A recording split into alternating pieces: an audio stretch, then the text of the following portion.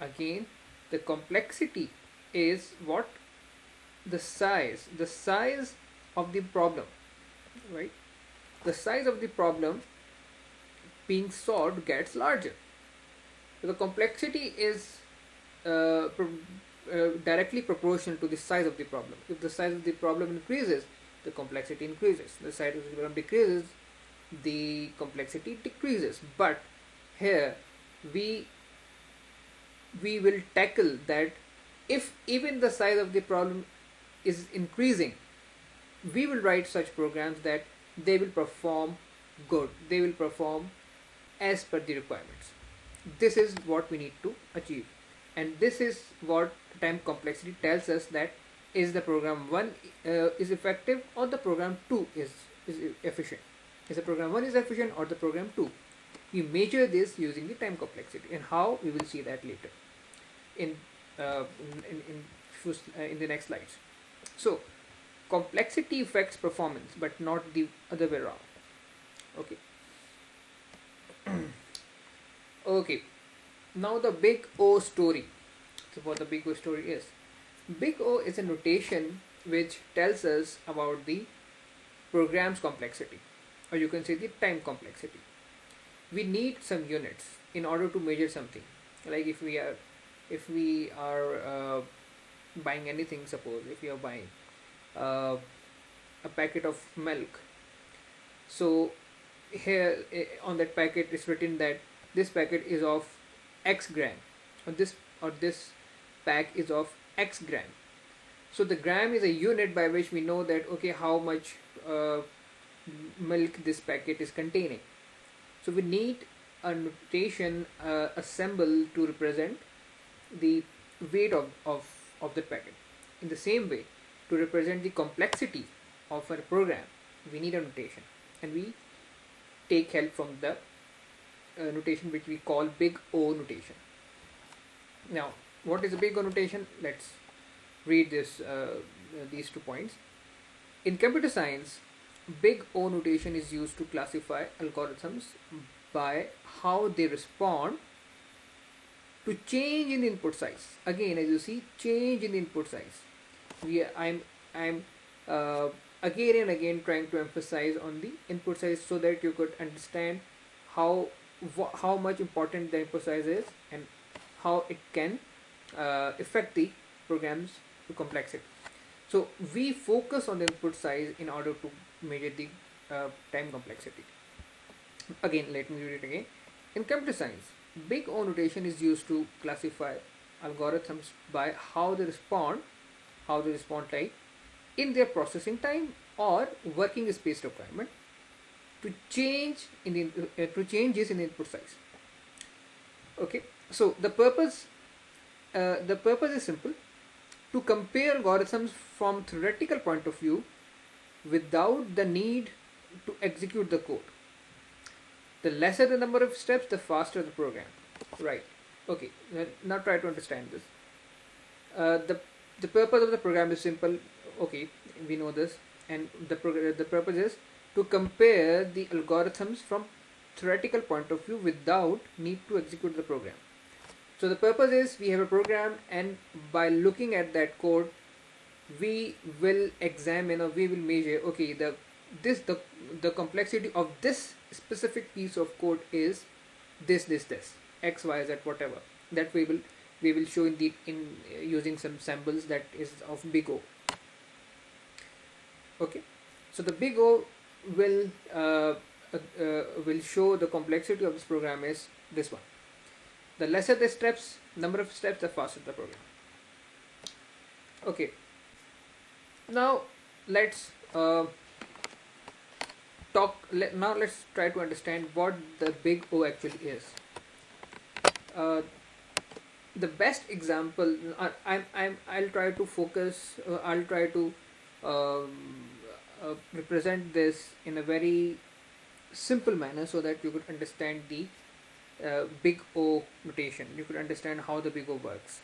Okay, so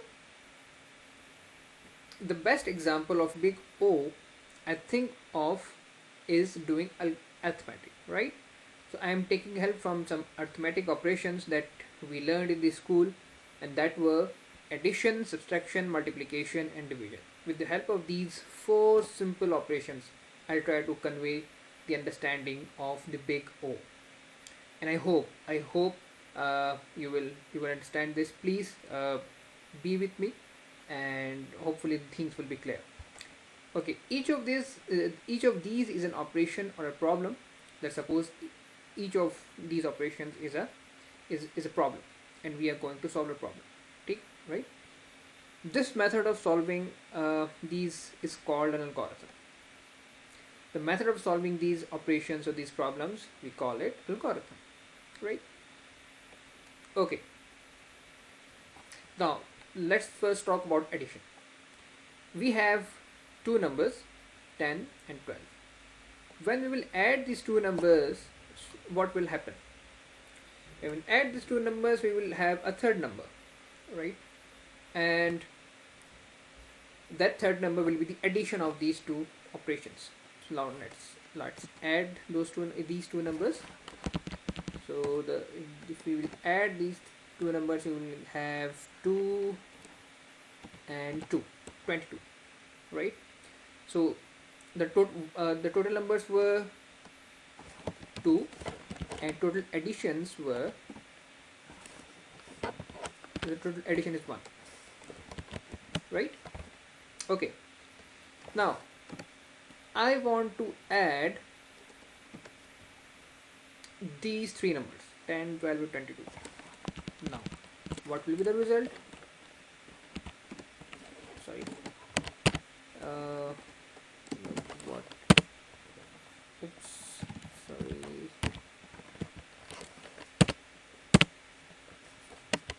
okay, so the result will be 2, 2 and 4, 2 plus 1 plus 1, 4.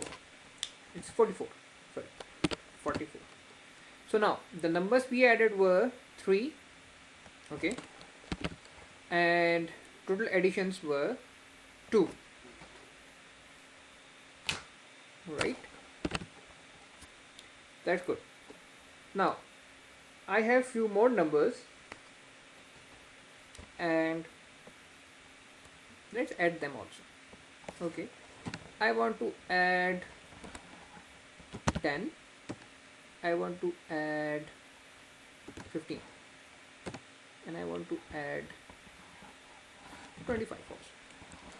Sorry, 25. Now I want to add all these numbers. Let me take out the calculator.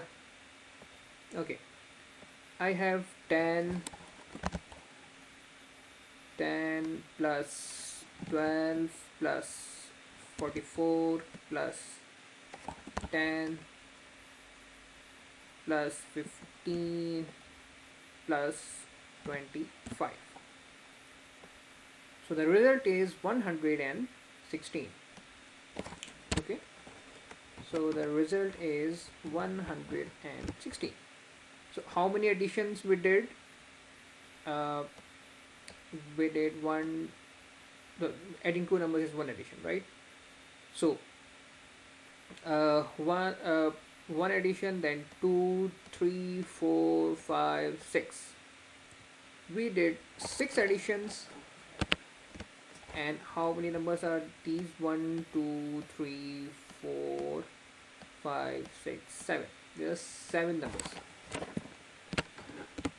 As you can see that the number of addition is 1 minus then the number of the total input size. If I'm increasing the input size, I'm increasing the complexity, and the total addition that I'm doing is total numbers minus 1, right? So I can write this in this manner, like input size is equals to so I can say like complexity of addition algorithm is equal to input size minus 1, right? So if I say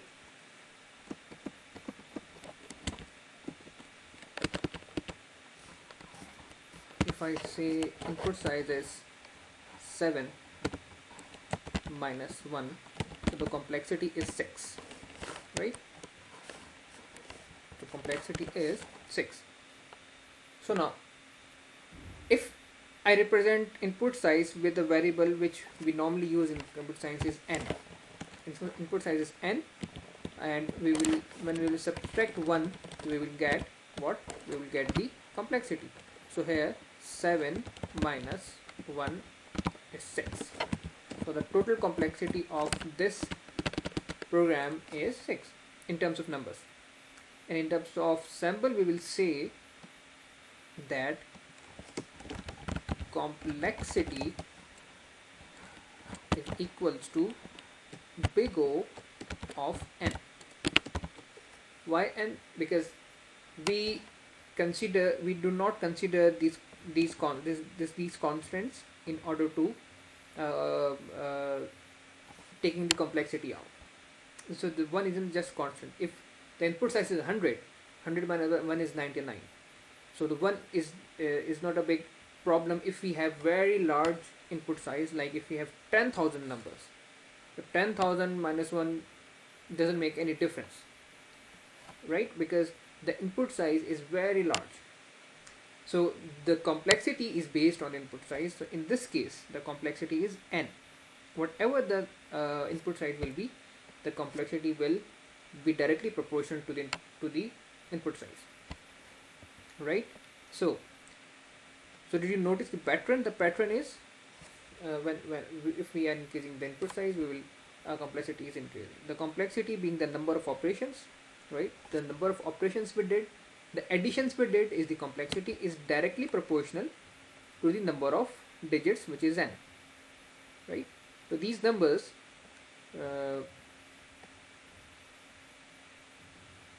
which one? These.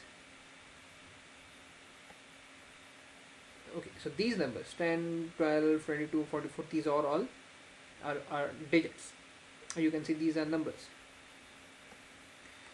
So we call this is a linear complexity, right? We call this, it's a linear complexity, and the complexity is big O of n. Okay, now let's move to the other problem.